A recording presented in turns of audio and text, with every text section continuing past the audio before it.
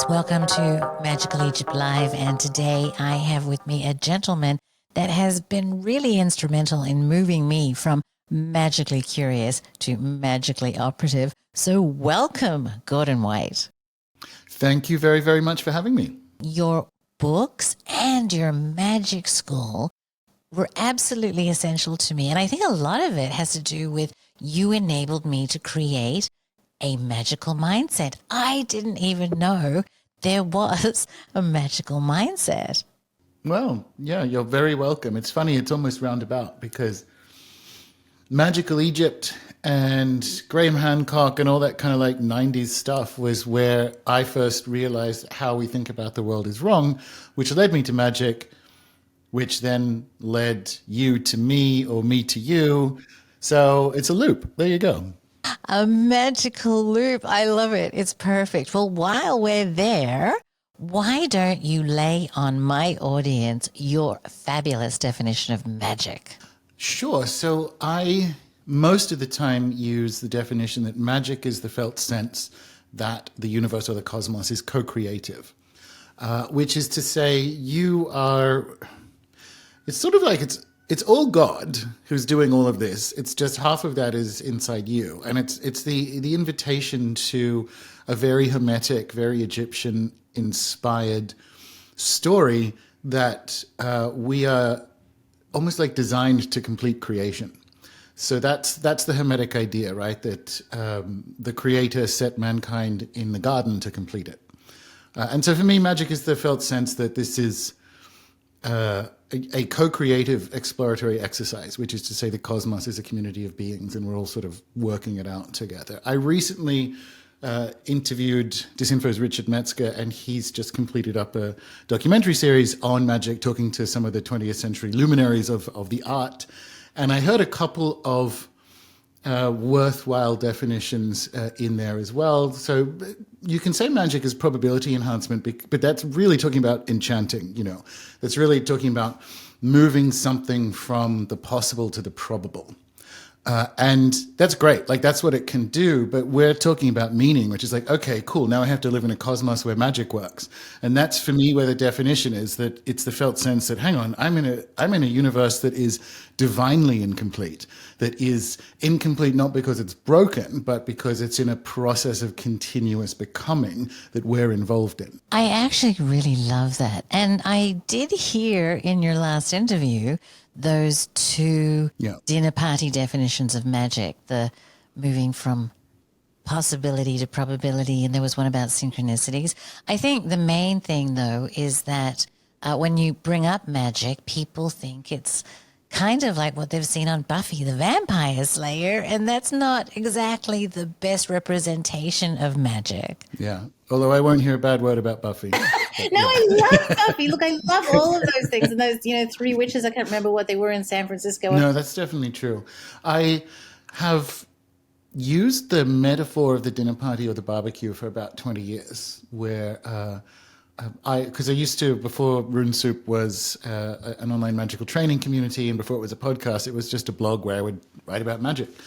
And I used to bundle up psi results, so telepathy, remote viewing, all that kind of thing, into sound bites, because I followed it really, really closely. And, you can say things, all of which are true, things that you get from Russell Targ, like the evidence for telepathy is 10 times greater than the evidence that aspirin reduces the risk of heart attack. So I'd have all these statements for a hypothetical dinner party or barbecue where you'd be sitting across from someone who's materialist, and you'd be like, well, so magic is a culture-specific description of the fact that we see all these parapsychological or psi effects around the world. Is one of the things that I started with as like a chaos magic placeholder.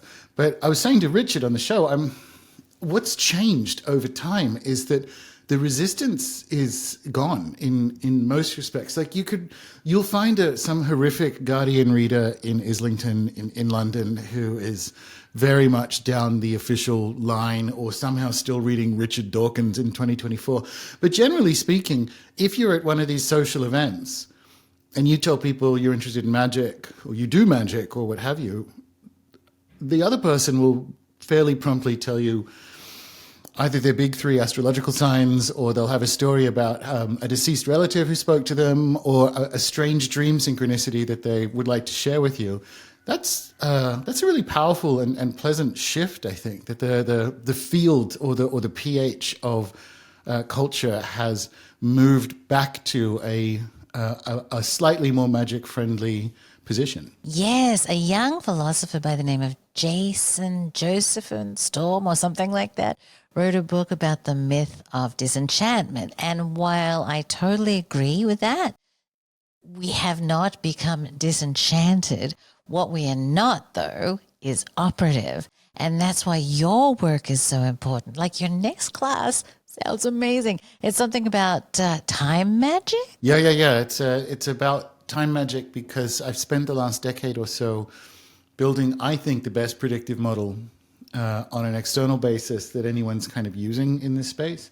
And it uses all kinds of different astrologies and forecast systems and oracles and so on. And so not just, although I love traditional or Hellenistic astrology, it's that, some Vedic, some Mayan, some economic models. And during my shamanic training, I was shown and taught that shamans work outside of time. And having been to the jungle and, had a lot of ayahuasca, like I actually get what that means. And so to do magic at a certain level, you need a metaphysics of time, much like anything else that is different to the one we've inherited, which Gary Lachman would refer to as TikTok time, or like imperial time, literally the premise that the universe or the material universe is only getting better and improving with like a ever expanding increase in a European understanding of science. And this is magical Egypt. We know that doesn't happen. Entire civilizations get lost, right? Things go up and things go down. But also, if you look at Egypt, they're running on 5 different calendars at once because they're using time differently and they're using time better. And that's an example of the kind of time magic we're doing, especially if you just stop to think like, well, hang on. Okay, I've got my head around remote viewing or clairvoyance, predicting the future with dreams. That stuff works. Like, okay, well then the future is some kind of thing. So like time, what happens there? The future is some kind of thing that can be apprehended using magical skills. Similarly, astrology can predict stuff. It's like, well, what is it predicting? What is the stuff that astrology is moving through? And just like materialism and so on, it's almost like TikTok or linear time is the necessary right hand to materialism's left hand, right? So there's just material and it just plods along inexorably in this boring and predictable manner. And no one else has ever thought that. Like time is something very different. And once you get to, once you sit there, you can arrive at it literally any way. It's like, well, the Egyptians knew a thing or two and they do time differently to us, so there's probably something to it. Psi results, telepathy, remote viewing, forecasting is probably something to it. Astrology, there's probably something to it. You end up with another blind man and the elephant situation. In this case, the elephant is time traveling. Like it's literally a time traveling elephant that we're like, okay, what's going on here? Something about our experience of time and even after death communication, near death experiences. Everyone comes back going like, oh, by the way, time, it's not like how we experience it down here. So you bundle all that together and you kind of have to do something with it magically. And it's something that's very important to me. And it has been something I've been building out over the last decade. So this is a super long course. Like we usually do them quarterly. This one's going to be closer to like a 5-month, half a year situation because there's too much to, there's too much to go through. I'm in that really fun creative part in the next couple of weeks where it's almost like that movie Amadeus where I'm just kind of like wandering around like pages flowing everywhere in this like creative it's a really fun bit where it's like, wow, this is going to be great. And then I actually have to sit down and do it, which is the less fun part. But right now it's like, oh, this is so good. I just live this. It's all well and good until you have to start making the slides. Yeah, exactly. Who picked this? Who decided? Who spent months saying, hey, come and learn time magic, and now I have to do it? All right. Well, talking of school, darling, what is the first step for people that actually want to make that move from Magickally Curious to Magickally Operative? How would you say that somebody should get started? What is the first move? it's super interesting, right? So in my first book, Chaos Protocols, I have a chapter called Becoming Invincible, which is something needs to happen to you to make you realize that this is all nonsense. Like this materialism stuff is nonsense, right? So we've mentioned near-death experiences. I joke, like, if Discovery Channel has made a documentary about the house you grew up in because it was so haunted or whatever, if you've had something that's like, no. How reality goes is, or how we're told reality goes is not actually what's going on. That's enough to find the modalities that you resonate with. So it's about, if you're kind of like, oh, I have an intuition that it's the case, or you might have done, which is another one of those dinner party games. I used to have stacks of books, like 10 parapsychology books, 10 of the best books on after-death research, and so on. You can, honestly, some people are more wired to data their way to a situation where they're like, all right, I'm convinced that something other than the official story is what's going on.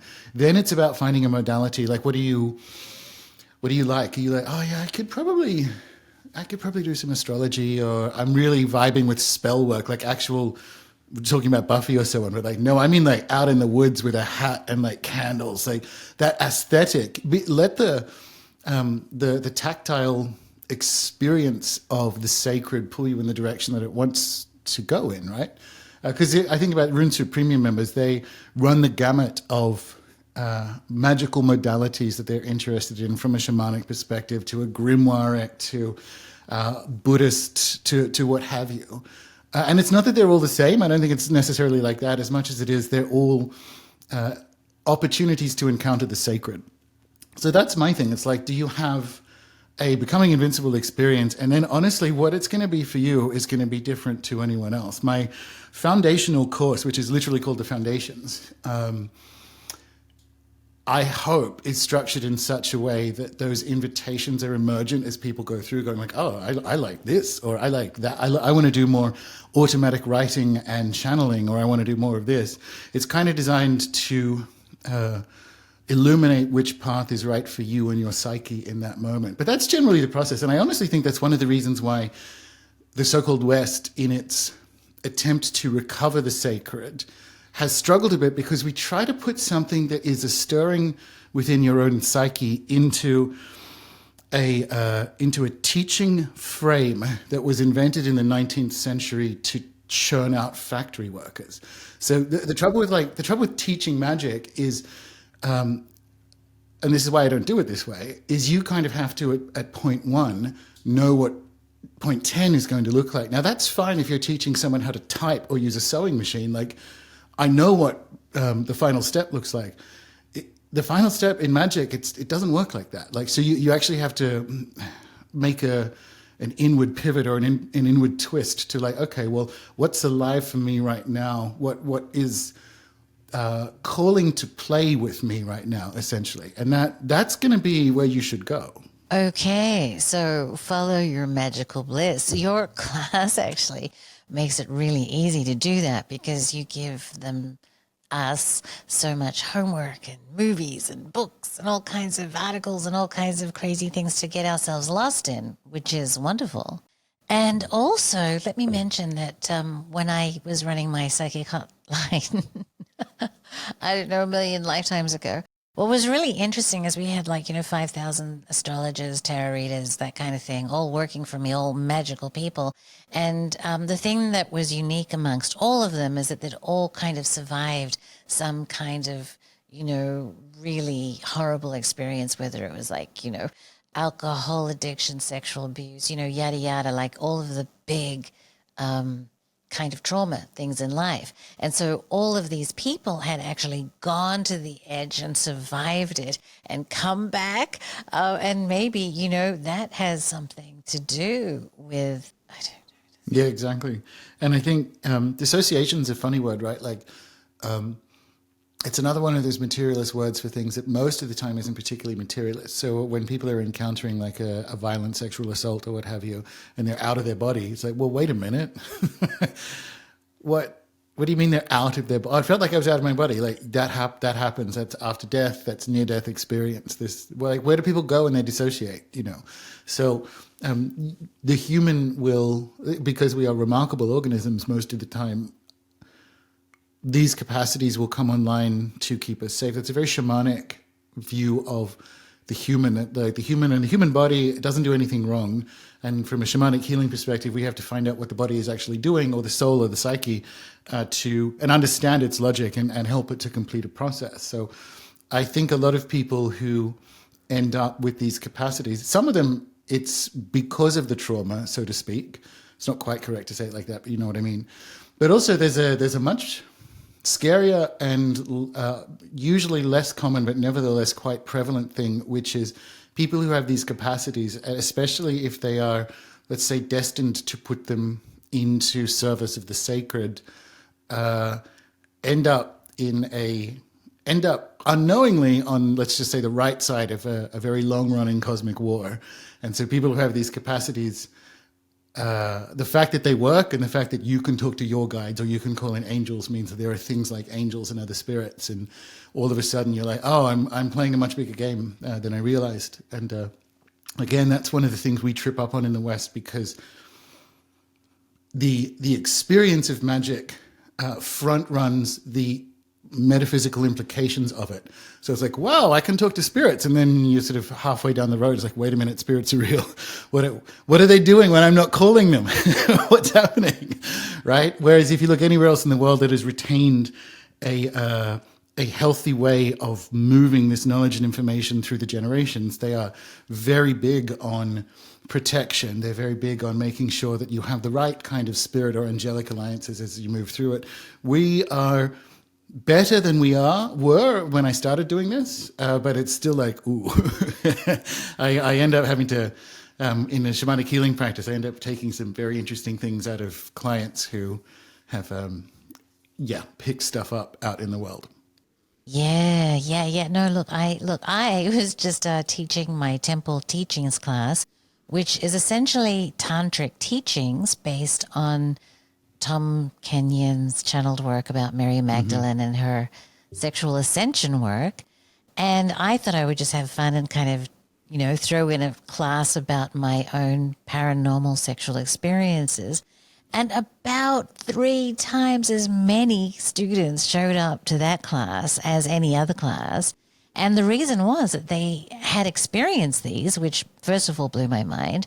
And second of all, they never had the opportunity to speak about them, right? And so this was like a really, really special opportunity. So I was blown away with both the number of people who have had paranormal sexual experiences, and also the fact that, they're too scared to talk about them because you're considered crazy if you do. Yeah, and in the case of things like protection, it's honestly the most natural, or amongst the most natural and intuitive and, dare I say, easy forms of it's like you just have to remember to do it. I have a similar story. So I had what I now understand to be some kind of like incubus, succubus style spirit, like sexual nightmare paralysis experiences growing up in Australia in my mid-teens, let's say. Left Australia and was gone for about 12 years and then returned. By the time I returned, I was a lot better at magic. And it was a night within, I don't know, a month, 6 weeks of being back, and I just moved into our new place in the Hawkesbury, which is where we were at the time. And because I do magic, like the house was warded and so on. But I woke up like with a startled nightmare of the same, because this demon woman, she had like half Asian features, but was also kind of deep. It was a really unpleasant, well, it's always unpleasant when it's like a non-consensual sexual encounter. But I woke up with a start of this demon-faced woman looking over the fence of the house. And I'm like, whoa, what the hell was that? Where do I know her from? And I'm like, oh shit. It's the it's the sex encounter, the non-consensual like spirit sex encounter, whatever you want to call it, from childhood. So obviously that spirit is like, has, I don't know, is it ranged to Australia or something, because it didn't follow me to New Zealand or the UK. But found me when I got back, but also couldn't get at me, because it literally, like, I was woken up with the start of this being hitting essentially the back fence and looking over it, but not being able to come back in. So I would have joined that class myself. That's crazy. Yes, protection is good. Protection is good kind of magic. There's another kind of magic that you taught me, and I think that you're the best teacher in the whole damn world about this. Sigil magic. Do you want to kind of explain to people what sigils are and what sigil magic is? Speaking of magic. So, well, it depends where you want to start the story, because if you consider a sigil to be the creation of an ideogram that represents something that either exists that you want or exists that you don't want, it's hundreds of thousands of years old, right? Like, so the cave paintings in Lascaux are in some respects sigil magic, because I hate the word sympathetic magic, but there's something about that experience and those depictions that is related to the life ways of the people who made them. So that I start the sigil magic story 100,000 years ago. When it comes to the practice of it in a contemporary Western context, it's about 70 to 100 years old, based on the work of a fantastic English artist by the name of Austin Osman Spare. And it's essentially a process of having a target statement that you then turn into an ideogram that you then activate. And that's basically it. There are different components that make it work better or worse. And people...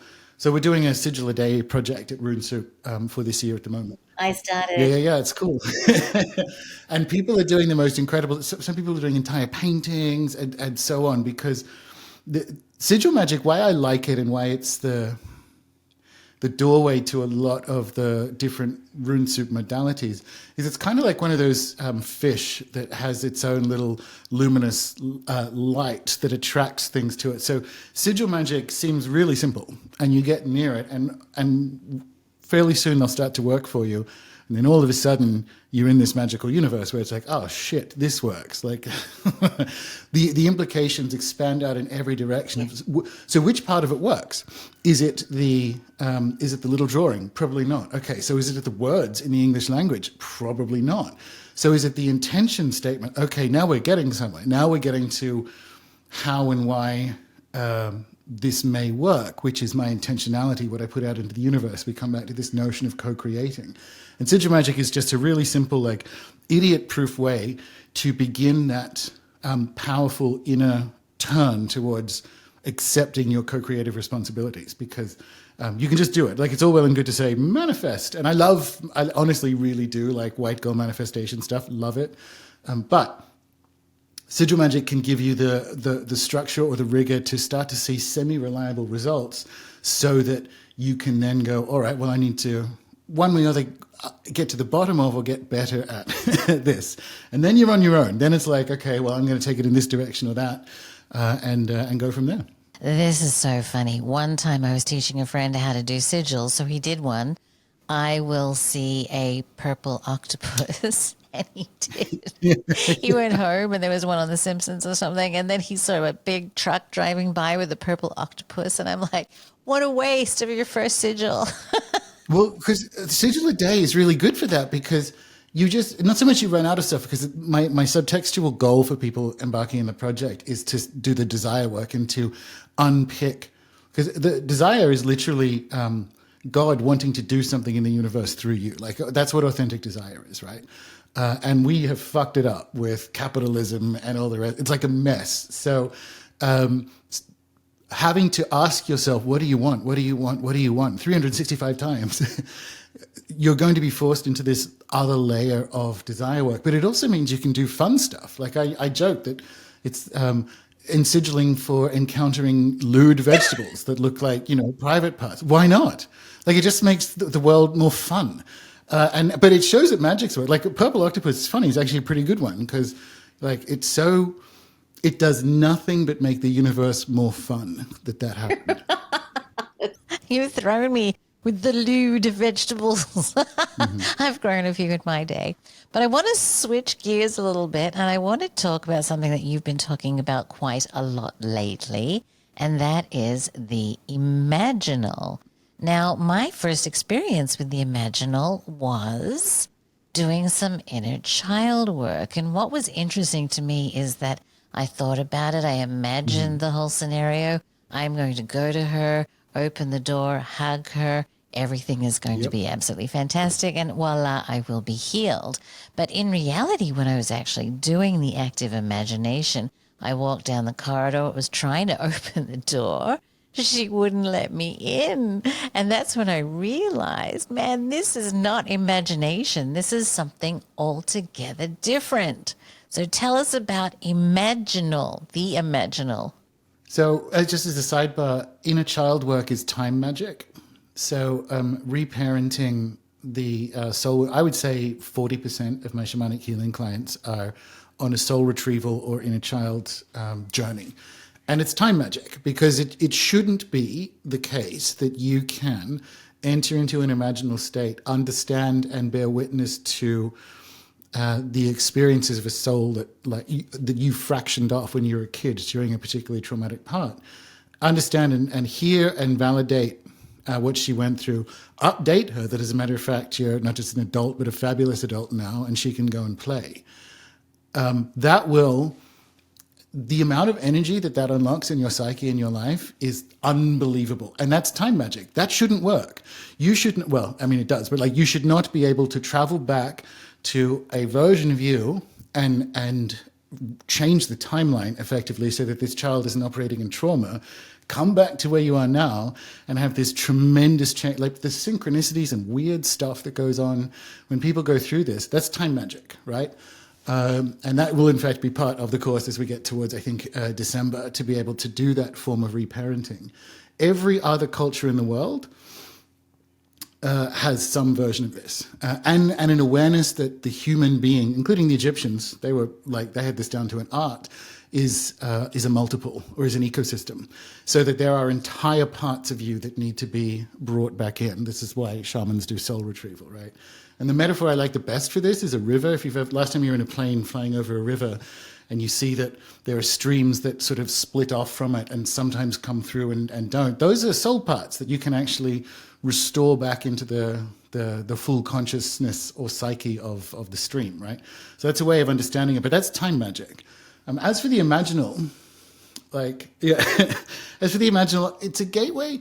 It's a mangrove swamp. Let's stay with rivers. So if you consider the 20th century philosophers and metaphysicians and so on, including Jung, who gave us something like the imaginal. Jung did it with personal and collective unconscious, but I had recently had Professor Gregory Shaw on the show talking about Iamblichus and Neoplatonism. And the Iamblician imagination, which is to say the Neoplatonic view of what the human is in relation to the rest of the cosmos, has a layer which is the imaginal. And it's why it's a mangrove swamp is it's where your personal soul or mind or imagination interacts and overlaps with the realm of the gods or the spirit realm. And why it's important to consider it an overlap is you need, and the Neoplatonics were good at it, some kind of rigor to be able to determine what stuff that's going on in your head and also what stuff that's going on out there in the sacred and where they overlap. And what that overlap allows to happen in a Neoplatonic sense is that your encounter with Hermes or Hecate or whoever is going to necessarily look different to mine because our imaginal overlap is different, but we're still encountering the same being. It's just the only way. It's like the imaginal is the human sense organ for the sacred. And that's where the overlap lasts. And anything kind of underneath it is we could just call it normal imagination. And you know the difference when you do that inner child work and you're like, this is probably me making it up. I'm going to go down there, I'm going to see the door and she wouldn't let me in. And all of a sudden it's like, wait a minute, I'm not making this. I don't know what, you're in the imaginal then. You can close your eyes now and picture yourself opening a door and there's a younger, you know the difference, right? So that's imagination. The imaginal is where that overlaps with the sacred, and that's where we have these kind of strange and numinous encounters. It's true. It's true. Magic can be incredibly healing. These practices are incredibly healing. But look, I get the impression also at the same time that while they are incredibly amazing for us doing them, that there are powers that don't want us to be practicing magic. There are powers out there that aren't happy with us doing it at all. In fact, in Magical Egypt, we talk about how the Romans came in and they took the magical papyri right out of the temples. Like it started all the way back then. So what do you think this relationship between power and magic is that's going on in the world? So I tend to look at this through a trauma lens, which is seeking power is a form of narcissism that's based on like a childhood wound that there isn't enough stuff, there isn't enough love. And so you play a zero-sum game with the cosmos, so you're accumulating power. A magical mindset or encounter forces you to, whether you want to or not, almost, and I'm not diminishing trauma, but like understand the ludicrousness of your position. Like it's all of a sudden, instead of this glorious empress on a throne, you see some mean woman in some clothes in a chair. Like, because that's actually what it is at that point. So on the one hand, it's competing magic, but on the other hand, it's when you make a turn towards the sacred, the stuff that is still further from the sacred, which is to say in trauma, doesn't like that. It's upsetting. And on a smaller level, when I think about how sorcerers constellate around ayahuasqueros in the jungle. So the ayahuasqueros are there serving medicine and healing people and so on.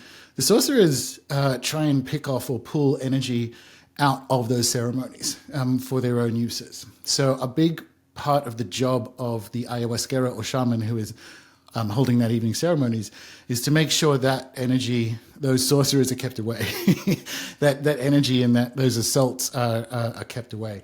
And this is that same lack idea. It comes from a trauma pattern that makes you think that the universe is zero-sum, so that you have to steal someone else's joy or love or happiness rather than making the turn towards it being infinite. When you spin that out on a governmental scale, you get a lot of the story of the West. And I also kind of think, this is coming back to time magic, that McGilchrist's idea of the master and his emissary, I kind of turn a little bit sideways, which is magic, was Western or Egyptian magic suppressed, or did it need 1,500 years of tension to become the thing that it needs to be, like a gymnasium for what comes next? So we don't know, but like we're not operating on those sacred timelines.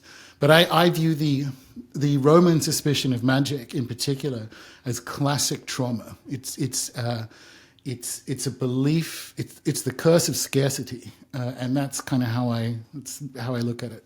Yeah, look, the last few years have been incredible. If you don't think that magic is real by now, exactly. I don't know, what to tell you. Like, how do you get the entire world to wear a mask? No, that's definitely sorcery and spellcraft of a terrible kind. And the nice side of that is when you look at the amount of poisonings, not just injections, but like the food and the pollution and so on, we should all be dead.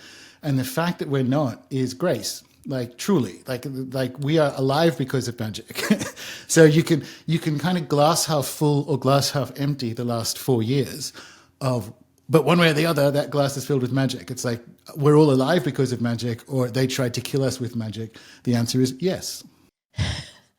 Okay. So is it then appropriate to suggest that there are people in the media or the powers that be, for example, that are actually deploying magic against us? So my background is advertising and media, and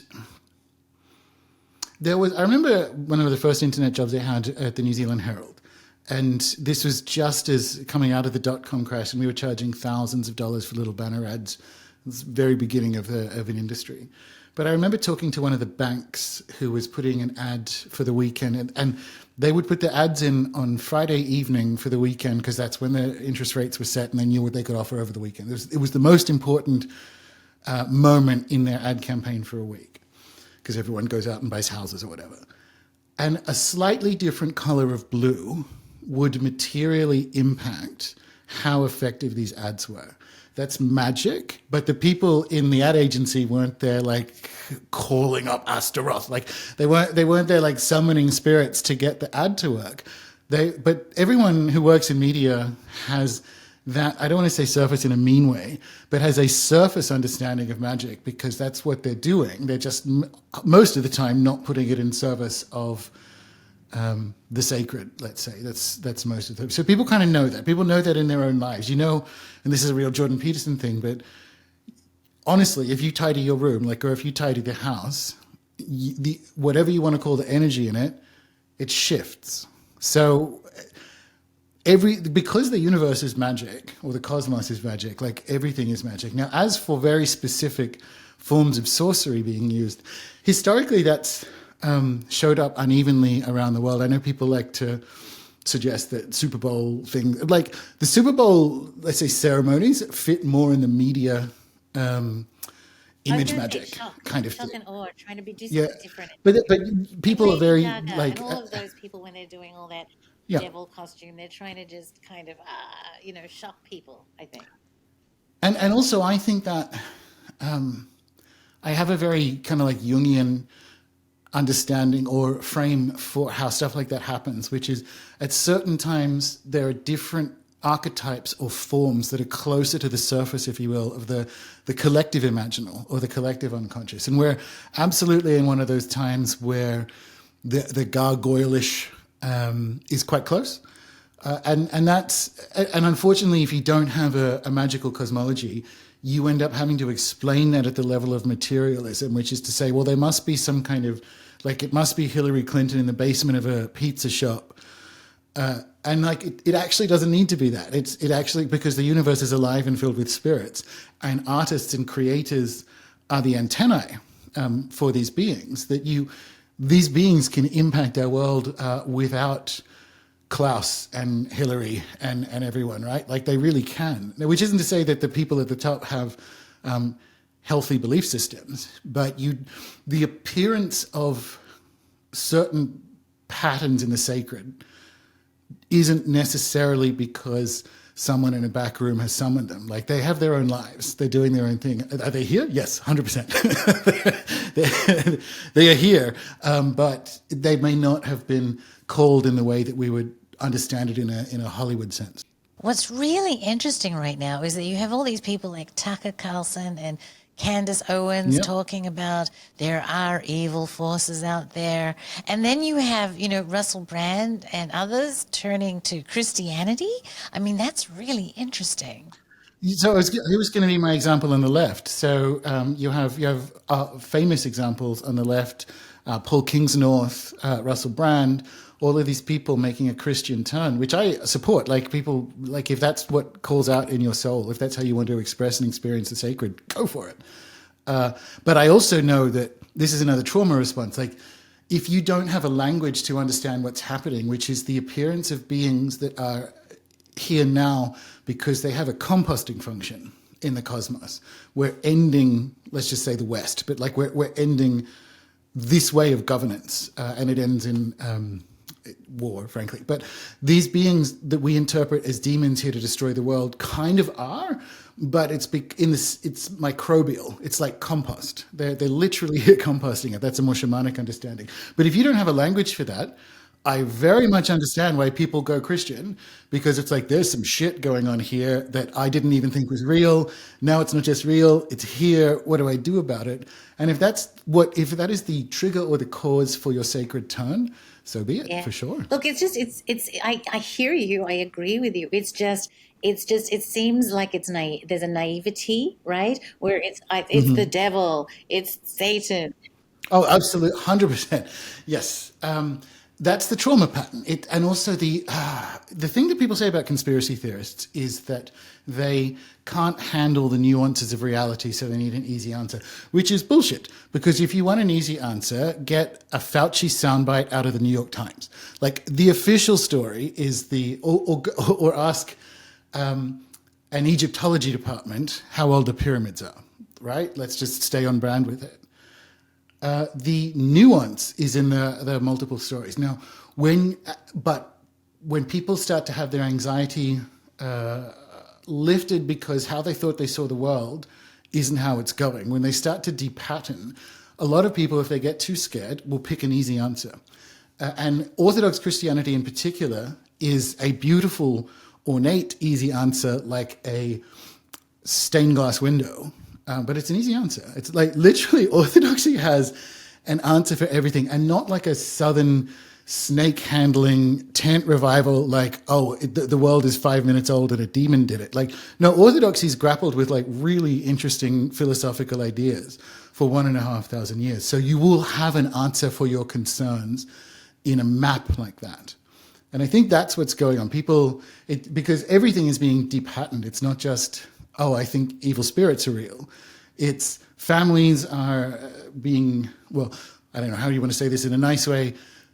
Traditional forms of families are redesigning, I don't know. And all of this stuff can make you think, oh shit, I'm just going to start going to church and being anti-abortion. Like, because you just can nope out of everything. And that's a trauma response. And if that's what leads you to the sacred, fine. I don't want to say on the other side of that, like I'm in some sort of, I don't know, lunatic trans kids cult or something. But like, I like more nuance in my stories of the cosmos.